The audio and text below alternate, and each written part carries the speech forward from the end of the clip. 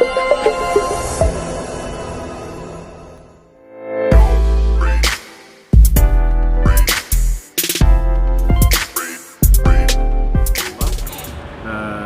saya Muhammad Azlan Alamin, berusia 33 tahun sekarang. Okey, saya anak ke-6 daripada asalnya 21 orang adik-beradik si ibu dan si ayah. Asalnya 21 orang. Sekarang ni ada dalam 16 orang. Yang mana 5 daripada adik-adik saya dah meninggal dunia sewaktu kecil. Okey. Pada tahun 80-an dan 90-an dahulu, keluarga kami pernah dibanci sebagai keluarga yang paling miskin di daerah Besut. Sebab bilangan keluarga ramai, mak hanya suri rumah dan ayah ni kerja buruh je. Okey.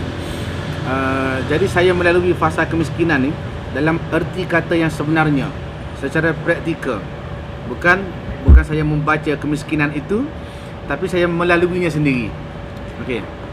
Jadi sebagai seorang anak lelaki yang dilahirkan dalam kemiskinan, saya perlu menjadi ataupun saya perlu lebih cepat dewasa, lebih cepat matang mendahului usia saya. Okey, sebab kita perlu bertanggungjawab untuk membantu keluarga, seterusnya merencana masa depan.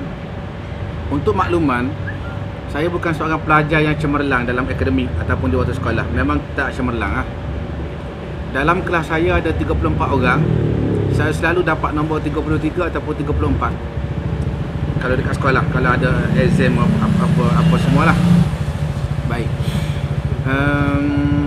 Di sekolah biasanya yuran sekolah saya dengan adik-adik saya ni jarang yang dapat dibayar, dan selalunya pihak guru bersama dengan PIBG akan share, akan buat kumpul sikit sumbangan, tabung apa semua untuk tolong bayar yuran saya dan adik-adik saya.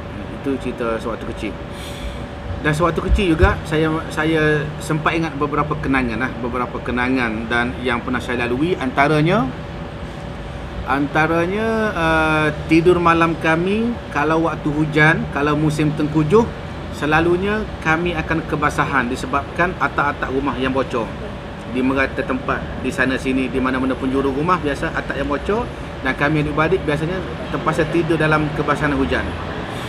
Yang kedua yang saya sentiasa ingat ialah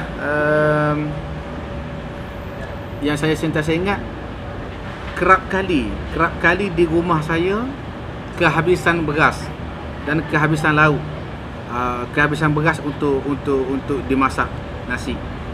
Selalunya kalau ada sedikit beras, mak saya akan lebih memilih untuk dibuat bubur nasi. Dia panggil bubur nasi, supaya dengan bubur tu kita boleh makan ramai adik-adik kita. Kalau nak masak nasi dengan sedikit beras tu dia tak cukup. Biasanya begitu. Dan kenangan yang antara yang saya ingat sewaktu saya kecil ialah pernah saya diherdik ketika nak pergi ke sebuah kedai untuk berhutang segantang beras. Secupak atau segantang beras saya ingat, saya lupa, segantang. Nak berhutang, dia herdik kita, dia marah kita, dia suruh bayar dulu hutang-hutang lama. Baik. Jadi kesusahan sewaktu kecil ni benar-benar mendewasakan saya.